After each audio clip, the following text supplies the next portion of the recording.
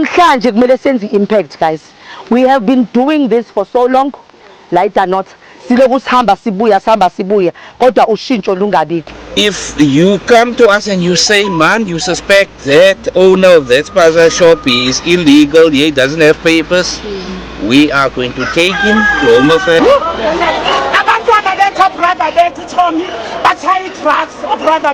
They didn't want us to come here because of arrest and address other people. Part was Malahleni. Slide to Sivulelena umastandi cala. Amasuka la siyangena ezindlini as well. We are coming for the houses. Actually ngithekana wonke ama leader uMash and Mash uphakela ongizwe uJacinta ufele emntwini. Awu bafethu ngeke niyathanda anithandi kuyafana.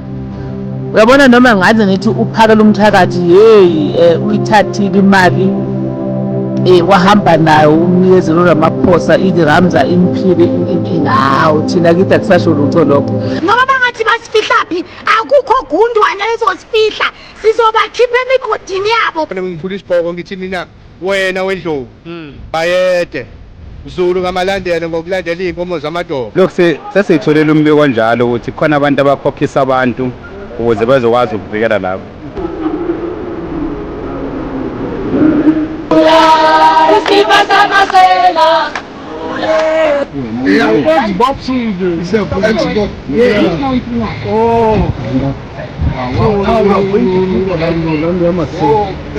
Mshilo ngathi hapare ngeforeigner it's a crime. This Nigerian is never welcome back in South Africa. Dear Nigerians, this is what South Africans mean by you're selling substances, harmful substances to their children.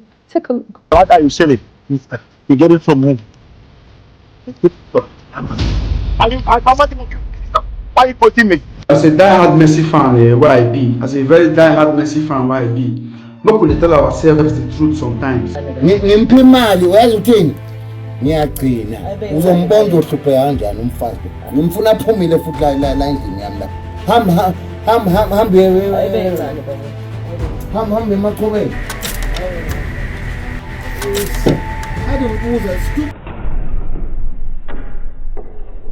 This is Open Up Podcast. Welcome. You will see most of the people or all the people that were speaking in the beginning of this video that you have seen in the intro are part of this video. There are so many things that are taking place here in South Africa. Let me just tell you something that I found on social media. Inkosi yethu bayede. I found a clip of King Mesuzulu on social media where he was drunk and also speaking to his wife. Ephethe what's this beer? But Stella. Ephethe Stella. Sengudu inkosi yethu impela yamaZulu inkosi ubayede impela yena impela. So he's part of this video along with other people that we have seen speaking. As you know that we are still busy fighting against illegal immigrants here in South Africa. People are still on the road checking these shops if they have documents or if they have necessary papers for running those shops. So people are still fighting. If you thought it was over after the date that was pronounced by Palum Tagati Zagachune, no, it's not. People are still on the road. Please like this video, share your comment also at home, and subscribe to this channel. Let's keep going. We are not taking anybody's sides in anything. If you come to us and you say, man, you suspect that owner of that spaza shop is illegal, he doesn't have papers, we are going to take him to Home Affairs to check him whether he is. If he is legal here, if he's got documentation, then he must come and stay here by his shop. That's fine. But if he doesn't have papers, it's going back to where he comes from. As well. We are coming for the houses. Noma bangathi basifihla phi akukho gundwane ezosifihla sizobakhipha emigodini yabo ukuhamba eDanotha khona bazohamba ukuhamba eSouth Africa khona bazohamba siyabonga sishaphi ngabo ayize.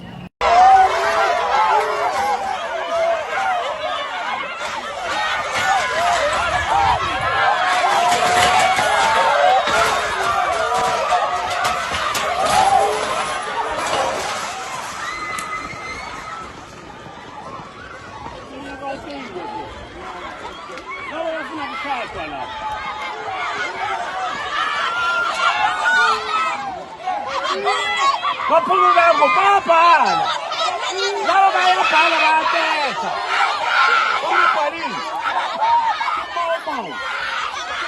akunakundo la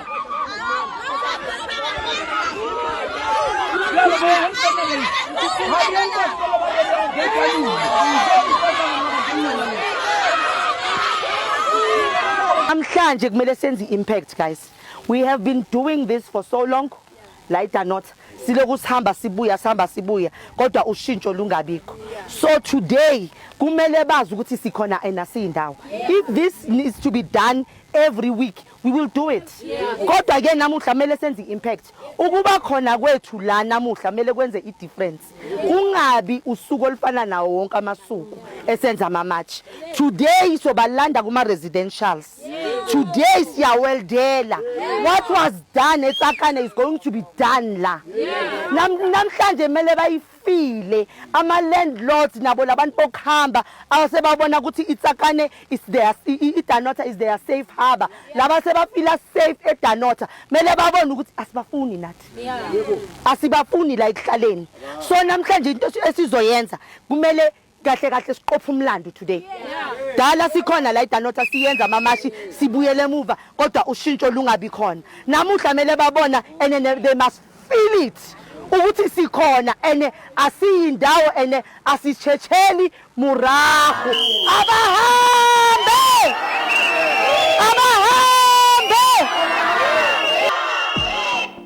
Okay, this is the community yaseDanota.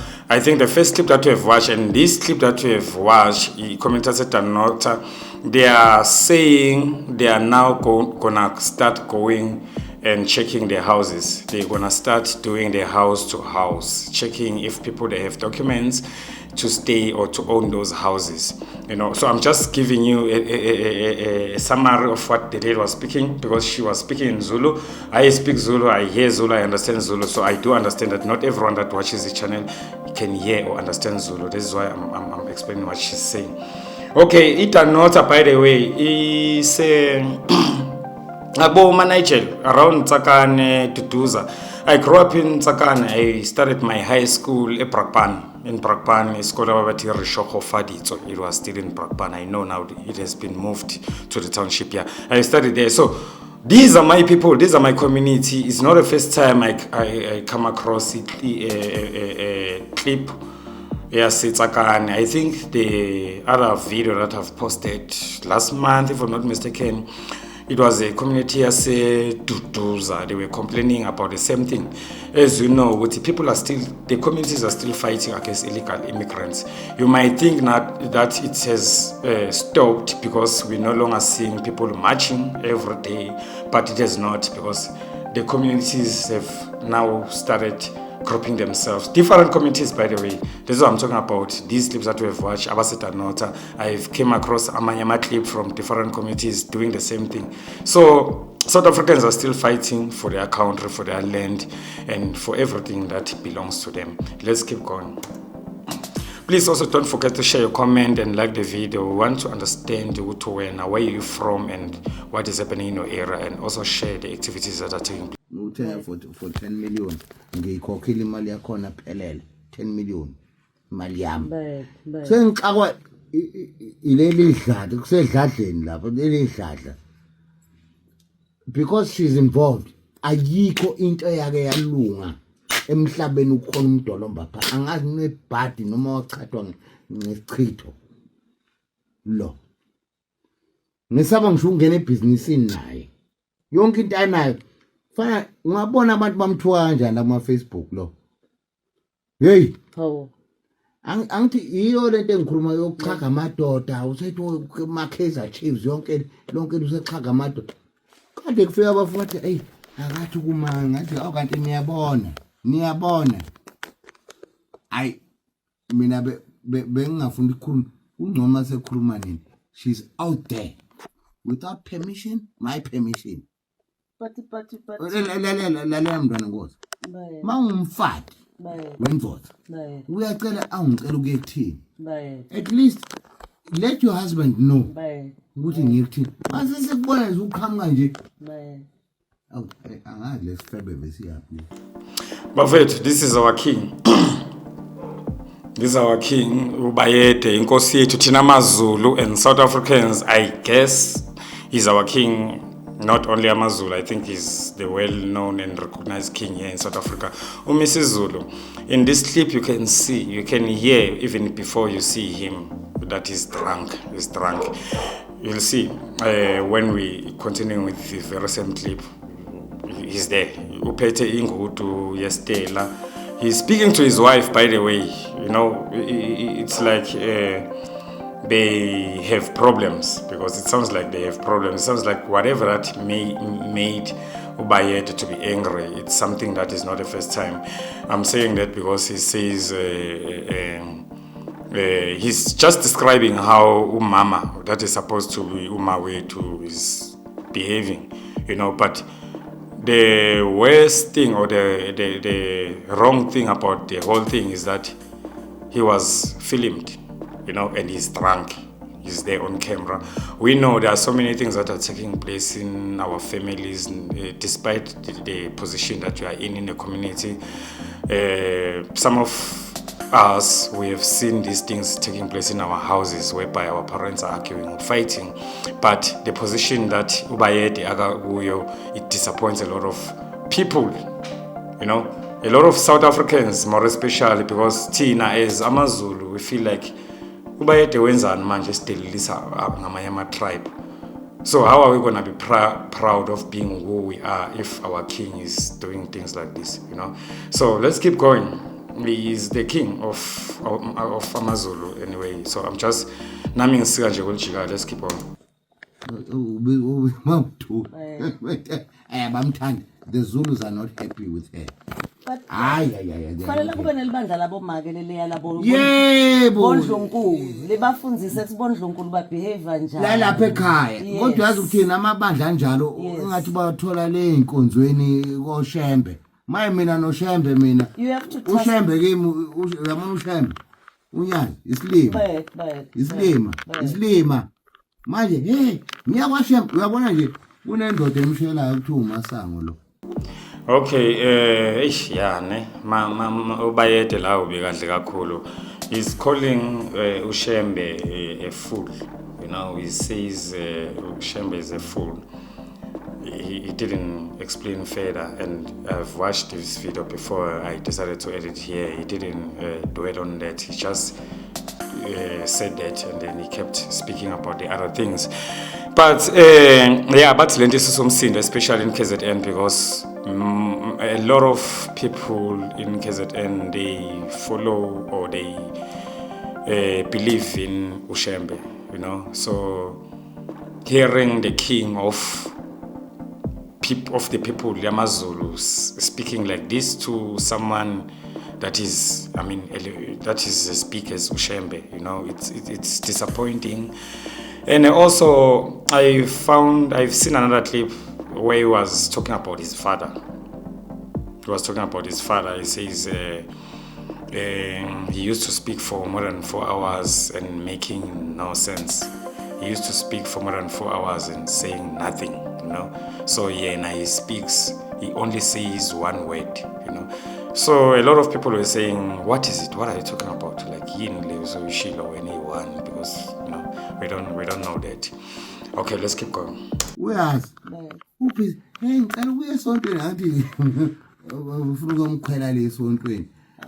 Lalela ngomdedela inja. Ayihambi inja iyokhwela esontweni. Wakuthini ngiyophuma ngiyoflathela ngiyodungama lo. Akangazi. Akuvuke. Noma ngabe unomuntu onjani wangapha ngizoyishaya engane ayingazi ngiyinkosi how did I become a king? Ngoba ngumthakathi. Ayedidishile. Ucabanga ukuthi wonke lamadoda angaka eSouth Africa onke afuna uba yizilo. Ayedidishile. Ungalwa nami wena. Let me explain the ngoba ngumthakathi thing. It will confuse a lot of people, especially if you don't understand our language, you know. When he says ngoba ngumthakathi, he doesn't mean ukuthi he bewitch people, he goes to other people at night when they are sleeping and cause bad luck or create them to lose their jobs and all those things that we regard them as zenziwa abathakathi. No, it doesn't mean that. It simply means he uses muti, or he has someone omthakelayo. He has someone okhona ukumhlanganisela and makes him strong. He uses muti. I'm telling you what I'm understanding about what he's saying, because I know abanye abantu when they are hearing this, they will quickly to think about abathakathi laba that we regard as mangune party or lose umsebenzi. Abathakathi, no, he's not talking about it. Let's keep going. Hey, where call? Lenjaleni usek ngicela ngicela endini yami nginentombi yami lapha uncane enduni lena anqenge ingcuza yakhe mina fa bangedelela umdolomo ngimpa imali uyazi uthini ngiyagcina uzombonza uhluphe kanjani umfazi lo ngimfuna aphumile futhi la endlini yami la hamba emachobeni. I don't use a stupid question la. Uduka ngikwazi lalela uyazi wenzeni lenganele. Umanje kunento yakhayo lapho. Uyazi induna ziyangibu ufike induna lapho but yini enzo umntwana sizula akhela yena. Emzini kaba. Yini yakhayo wena. Wothatha lezi iqini zakho ubuye nazo emachobeni ngakubeka emachobeni nomsunu kanye omsunu wensha futhi yo okay abanye abantu I know they're gonna blame the woman that has filmed or who has decided to film Ubayede when he was misbehaving, but one thing I can tell you is that it doesn't start here. I think I think the reason why the woman she decided to record a video is because this thing happens almost all the time. She goes through this. She got to the point whereby she's like, okay, this guy is well respected. He's a king of the Zulu. Now I'm going to expose him. You know, I think that's the reason why she recorded the video. I know that many people are gonna be like, no, but you know, every family have problems. She was not supposed to record the video, but that's what I'm thinking. But she has had enough, you know. She has reached that stage whereby she's like, no, I need to expose him, you know. Okay, I don't know. Please share also in the comment section what you think about what you have just watched. I'm not saying everything that I'm commenting. Those are my opinions. I'm not saying they are true or not true. That's why I want everyone that actually watches this video to share the comment. Okay, and also like the video. Let's move. Let's keep going. Look, sesitholela umbiko njalo ukuthi khona abantu abakhokhisa abantu ukuze bezokwazi ukuvikela lapho. Sithe kubantu bakithi ke ngoba sokhipha le number esoyikhipha nje kusukela next week. Wonke umuntu owazi labantu abenza into protection fee akavela athumele lapha ya imininingwane. In fact kakhulukazi lama companies abafowethu ama security abenza lento. Siyabacela ukuthi abake bathi ukuyika kancane ngoba into esizoyenza manje vele thina asilwi sikhuluma nabafowethu kubafundisa umthetho. Yazi ukuthi abafowethu bengakwazi ukuthi ba protect the same shops zirana abantu bakithi abamnyama bala South Africa bathole the same amount of money without ukuphula umthetho, because ukwenza lento abayenzayo ngokwemthetho kahle kahle kubizwa ukuthi it's aiding and abetting an illegal immigrant. So mangabe uvikela umuntu ongekho emthethweni la thina iyodwa into esoyenza the moment isithola icompany sinikeza amaphoyisa and we are going to monitor ukuthi umnikazi waleyo company uphele ejele. Even nalabantu abagada, by the way, kunabanye abagada lapha abangena ama-SIRA documents, abangena ama-competency kodwa baphatha ibhamu zokuthi bayagada. And awukwazi-ke kuthiwa ugadile wena ugade the entire street. Uma ugadile usuke une-stage obekwe kusona ugade le sitolo. And ukuze ugade lapho kufanele kune-contract between yourself and naleso sitolo. But nawe if you security personnel, you must have all the documents. Asadlali-ke manje. Thina sizokwenza nje sathola ukuthi kunomuntu ovikela umuntu wangaphandle, whether umuntu omnyama, umlungu, indiya, ikhaladi, usomabhizinisi, umfundisi, ipolitician, sizobopha kwasana. Okay, siyabonga Mr. Nxamalala. This is Jacinta's husband, Uxolani Zuma, yeah. So he was speaking in English, but he started speaking in Zulu. So he was saying they found out that there are people that are protecting or guarding the illegal immigrants or the shops that are owned by illegal immigrants. So he's saying they can do the very same job, but by protecting South Africans, because what we are trying to do or what they are trying to do or to achieve, they want these shops to be owned by South Africans. So these people, instead of them protecting illegal immigrants, they can do the very same thing protecting South Africans, because it says if we find that we are doing that, we'll deal with you, we'll report you, we'll make sure we follow your case, we'll make sure that you get arrested. So that's what he was saying. Let's keep going. Noma nimtheke kule video. Actually thekani wonke ama leader we March and March, uphakela ongizwe uJacinta ufele emntwini nobhoti lapha bonke zonke nje insizwa lapha ezihamba phambili Uxolani bonke nje nibatheke bonke ama leaders we March and March, ngicela niwatheke. Bhuti Mancinza, mfethu ngifuna sikhuluma istrati ke manje. Manje sikhuluma istrati, ngiyekela ukudlala ngathi bhuti. Yekela nje ukudlala ngathi ngoba udlala ngathi manje because usiphuzise kabuhlungu weekend, wasihlalisa kabuhlungu, abangcwabile bangcwabe kabuhlungu weekend, abashade kabuhlungu weekend. I-weekend yethu nje bengekho mnandi, simelane neMonday, wena uthi Monday uzokhuluma. Mofika Monday usitshela ama-hearsay. Mofika Monday uphethanga next, una proof, una next, una next. Awuna next, ngesiyazwa ke abanye bathi nomkhwanazi wacala kanje bhuti, awusumkhwanazi. Awusumkhwanazi bhuti, and ngiyakubona manje ubhizi ku social media uyaposta proof ubani uthi anginabufakazi bhuti, asidlali la sidlali sikumetha serious e country. Lana we have enemies, futhi they are not enemies, we have people esicabana nabo esifuna ukubacosha ezweni lethu, sifuna ukulungisa bona lo bumenemene oza ngabo manje, because wena mase udlala ipolitiki. Udlala ipolitiki bhuti, angeke sikeke nje udlala ipolitiki, mara sizoyilungisa istrati. My question is, if lento ekhulumayo kuyiqiniso, ubhuti Phakela noNgizwe babrayiphiwe, mina ngifuna ukwazi ukuthi upresident makabanika lamaphepha bekwe-1 lamaphepha. My brother here is speaking about the man that was in yesterday's video. If you're following this channel, there's a man that spoke after Uphakela Mthakathi, and he was saying before Uphakela Mthakathi goes to meet Ramaphosa, he has already took the money.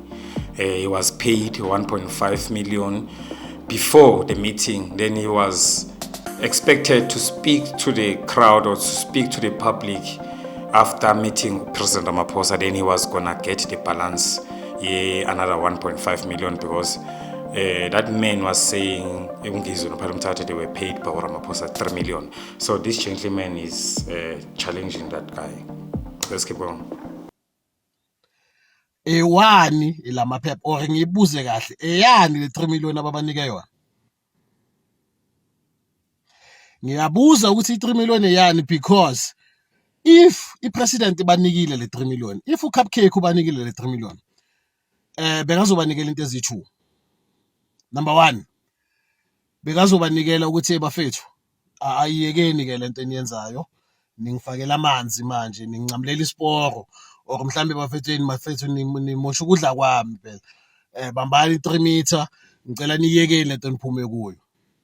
Then bathatha imali bayiyeke, if bayithathile imali. Number 2, ngokubona kwami, if bayithathile imali, shuthi uRamaphosa bekababizela ukuthi yebafethu nayo imali, chubekani, mashani, thelana amapetrol, hambani South Africa yonke le, niyenze nihola amamashi, nithenga ukudla, nidle nisuthe. Kusho ukuthi noRamaphosa naye akawafuna ama-foreign. noma sho ukuthi uRamaphosa naye ukhathela amafureni if bayithathile imali because ngikusho lokho ngoba mina hayibo every day mangivuka ephejini la kaBhuti uBhuti usho into eyodwa abahambe and bazohamba ungizwe beka meeting eGoli usho same thing ukuthi abahambe and bazohamba uphakela uthi manje nge16 makaceda ngeBoot camp ungenela ama flat lawa hijackiwe so question yami ithi kanti bebabhadalelelani kanti yale 3 million. Okay, I think my brother is making sense here. He's asking genuine questions. He's asking what's okay. They are saying Phahla Mthatha has been paid, has been bribed by Ramaphosa. The question that we should all ask is for what exactly? And then he says, because if he goes to his page, he has not changed. He has not changed the tune. He's saying what he was saying before the meeting with Ramaphosa. He still says Mabahambe. Same for Ngizwe. So he's raising a very serious question that we should also ask ourselves. Okay, Ramaphosa, if Ramaphosa bribed them, he gave them that 3 million, what is it for? Because the guys are still working. But he also says something that I disagree with him, that maybe Ramaphosa is also against foreigners or illegal foreigners. I totally disagree with that. We've been following. We know how these people are. We've been following, so I disagree with it. I don't think Ramaphosa is supporting much and much. I really don't think so. Awu bafethu ngeke niyathanda anithandi kuyafana. Uyabona noma ngaze nithi uphakela umthakathi hey uyithathile imali wahamba nayo umnikezeli uRamaphosa ithi Ramza imphile inawo thina kithi akusasho lutho lokho. Yabona nje yethi ngichaza iyouth yase South Africa. Iyouth yase South Africa sikubeje kwacaca yathi yazini kunento ekade nje singayiboni evuswe usisi Jacinta abanophakela umthakathi. Ngoba noma uPhahla Mthatha noma ningaze nithi nina ayi wenze ini uthatha imali bamnika imali akusalayo siqishe emva kwakhe. Yazi why siqishe emva kwakhe? Ingoba usibonise nje ezinye izinto ukuthi bekuhleze kuthiwa hey liyanyuka izinga labantu abangasebenzi eSouth Africa in hayibo kathi umsebenzi kahlahla ukhona kugcwele abantu ontaba kayikhonto bagcwele bathe impi baqeshile thina kasiqishe emva baba uphakela umthakathi why siqishe emva kwakhe? It's because siubona lushintsho obhuti bethu nosisi bethu basebenza baqashiwe permanently. Siqishe lethi imvela uyithathile imali akayithathanga kuyafana vele size sabona noma ngaze athengeke okusalayo uzulu ngokuzumqede mfana kethi kuyovuka futhi omunye futhi uphakela umthakathi nizobona nini nizoyibona nini nizobona isimangtazi sizinibona okunye futhi okwesibili emfuna ukucacisa la uphakela umthakathi noma ngalokho nithi na ayi ungale next door khona unisisi ivideo yakhe yakaseculator kabla ngazi noma nayibona it just ukuthi ngeke ngikwazi ukuyipaste la ethene uphakela umthakathi hey uzalwe angazi kuphi eZimbabwe etsholotha uchaba kithi akubona manga uphakela umthakathi ungwase KZN eshuhluwe ngaphansi kwenkosi SH Gumede ufunde ekuseni primary school. Yes noma ngasathi ngophunya kodwa nje siyamazi wayithanda ukudlala amanqindi kakhulu uthanda ukudlala isibhakela kakhulu wayengane nje epowerful kabi uphakela umthakathi siyamazi thina ngokuhlala ugcina sehlala lapha kwaNongoma. Lento nje nithi nizama ukuyenza khohlwana noma ngithi uPhahla Mthatha nithi niyamusa kuyafana kuzovuka omunye phela thina kuninto sesiyibonile manje ukuthi yonke lento ehlezi ifundo la indaba ekuthiwa hayi amazinga okusolana kwemisebenzi eSouth Africa maningi kakhulu hayi sekucacile futhi hayi ngoba nakho akusikhona lokho umsebenzi wethu bukade uthathiwe abathile. And into ebuhlungu beza bekhomenta la kuma comment section la aseculator ethi mama abantu mabenza imashana lisebenza nini? Lisebenza nini abantu uhleli kubo uma usubona kuyi-factory noma kuyi-company ni over 300 senize niyazana ukuthi lo angakithi lo akuphi khona ngale next door ucabanga la ama South African azothola umsebenzi bazothathwa umsebenzi naniqeshile nihlule ukukhuluma namashona le ophela amashona siyezwa ukuthi uyiwona umsebenzi waqhashana wodwa khona umsisi lapho oyithintile lonto le wathi hey guys amashona aqashana wathi mongakwazi ukukhulumisa ishona mongakwazi ukukhulumisa ishona eZimbabwe kuyabheda yabo ninabe nebuya lapha niyobhekana namashona ukuthi hayi akube yi-50-50 kungabi ukuthi aqashana wodwa ngoba phela nathi angeke nathi sifuna isizukulwana zethu sisebenze. Okay, my sister, I want to say something. They are like that. They are like that. I remember the time of Gayton Mackenzie when we were still saying Mabahambe before the GNU. We really was still fighting, doing this thing of Mabahambe. There was this lady that was trending on TikTok that was claiming that he's a Zimbabwean. In fact, I don't even understand why especially people from Zimbabwe. I'm sorry, guys. I know. Why, whenever there's someone in South Africa that is fighting against illegal foreigners, you always like to claim that person. No, he's a Zimbabwean, he's a Zimbabwean, he's protected. Just like what my sister is saying. I have never found those videos or came across those videos whereby they are saying Pilot Mthatha is a Zimbabwean, but it just reminds me of what I've seen or heard, or the video that I came across some years back, Yaga Gayton Mackenzie. I don't understand. Every time when a South African is fighting for his country, then these people that are being told to leave, to go back to their countries, they are the ones that are gonna try and create these stories of saying, no, he's one of us, he's one of us, he's one of us. Like, really? You know? Okay, I don't know what you think about what the lady was saying. Please share also in the comment section. If you have managed to watch this video up until where we are, don't forget to like and subscribe this video so that each and every time